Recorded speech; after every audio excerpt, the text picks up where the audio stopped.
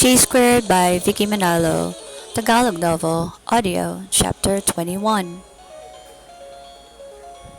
Pagkalabas si JR sa lab, tumuloy naman si Janet para kamustahin si Aling Nana sa infirmary. How are you feeling po, Aling Nana? Ani Janet habang inawakan ng kamay at chinek ang mga sugat nito sa bandang tagiliran ng tiyan niya. Okay naman po ako, ma'am, sagot ni Nana na masayang masaya ang mukha. That's good, and I heard your story from Aries. It's a very heartwarming one, and I believe now that you and your daughter are from outer space. I've never seen someone like you po, na maganda at malakas kahit sa lala ng natamo yung sugat. Buti na lang at nakita kayo ni Aries. Staff ko po siya dito sa lab, pero sa District 1 po ako nakadestino. Anyway, magpahinga na po kayo kasi need nyo rin ito. Papadala na lang ako ng pagkain para makapahinga kayo pagkatapos mag-dinner. Sige po, mauna na ako.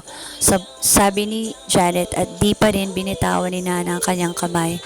Salamat, doktora, at niligtas nyo kami. Tumatanaw po ako ng utang na loob at sana kung pwede dito kami magstay ng anak ko. Wala rin kami pupuntahan.